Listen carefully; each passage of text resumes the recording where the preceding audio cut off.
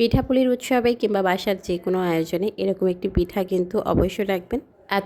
এতটা লোভনীয় পিঠা। আর এই পিঠার সাথে অনেকে হয়তোবা পরিচিত না। এই পিঠা একবার বানিয়ে খেলে এই পিঠার ফ্যান হয়ে যাবেন।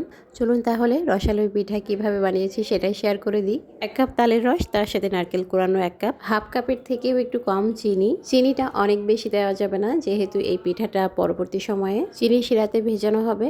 চুলা অন করে দিয়েছি আর এখন তালের রসটা টেনে আসা পর্যন্ত একটু নাড়াচাড়া করব। তারপরে অ্যাড করে দিব 1 কাপ দুধ। আর দুধটা আমি আগে থেকে একটু ঘন করে জাল করে নিয়েছিলাম। এখানে চাইলে আপনারা 1 কাপ পানি, তার সাথে হাফ কাপ গুঁড়া দুধও দিতে পারবেন। তো এটা জাল করতে করতে যখন বলক উঠে যাবে তখন অ্যাড করে দিচ্ছি 1 কাপ সুজি।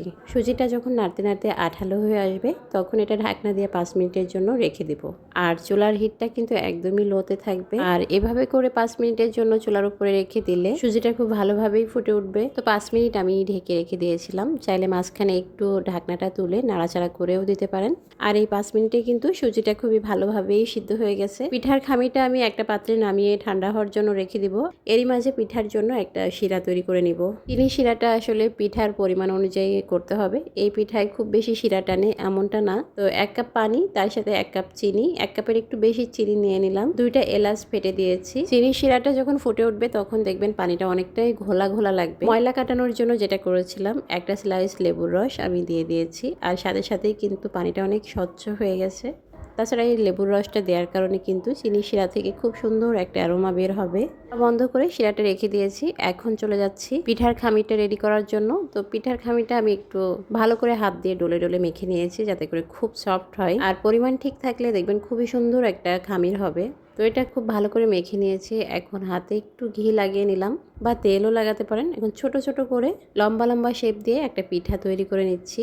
এটা দেখতে অনেকটা চুষি পিঠার মতো হবে, তবে সাইজে একটু বড় হবে। তো কিভাবে বানিয়েছি এটা আপনারা দেখে বুঝতে পারছেন, খুবই সহজভাবে বানানো যাবে। আর পিঠাগুলো বানাতে মেহেরিশ তো আমাকে অনেক বেশি হেল্প করছে। এত ছোট মানুষ, প্রতিটা কাজে ওর অনেক আগ্রহ। আমার মেয়েটা এতটাই হেল্পফুল কাজে, আমি যাই করি সেটাই ও হেল্প করতে চায়। যাই হোক, সবগুলো পিঠা আমি বানিয়ে নিয়েছিলাম। তারপরে হচ্ছে যেটা করেছি, চুলার উপরে তেল বসিয়ে দিয়ে তেলটা খুব ভালো করে গরম করে নিয়েছিলাম। গরম হয়ে গেলে চুলার হিটটা মিডিয়ামে রেখে সবগুলো পিঠা আমি স্লটে ভেজে নিচ্ছি।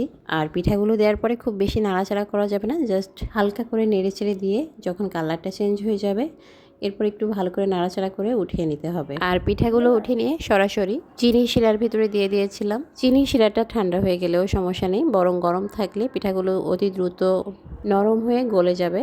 এই চিনি শিরাটা একটু ঠান্ডা করে নেবেন। এরপর পিঠাগুলো দিয়ে বেশি নাড়াচাড়া করা যাবে না। আধা ঘন্টা 1 ঘন্টা রেখে পিঠাগুলো খাওয়া যাবে। দেখেই বুঝতে পারছেন হয়তোবা কতটা লোভনীয় হয়েছে আজকের পিঠা। তালের সিজনে এই পিঠাটা সবাই বানিয়ে খাবেন। ম্যাক্সিমাম মানুষের ফ্রিজেই দেখবেন যে কোনো সময়ই তাল থাকে। তো আমার ফ্রিজেও কিন্তু তালের রস ছিল, তো ভাবলাম যে এটা বানিয়ে নিই। চাইলে ভিডিওটি শেয়ার করে রাখতে পারেন, যখন তালের সিজন আসবে তখন কিন্তু সবাই বানিয়ে নিতে পারবেন। আর আজকের ভিডিও কেমন লাগলো সেটা কিন্তু কমেন্ট করে জানাতে একদমই ভুলবেন না। সবাই ভালো থাকুন। আল্লাহ হাফেজ। আসসালামু আলাইকুম।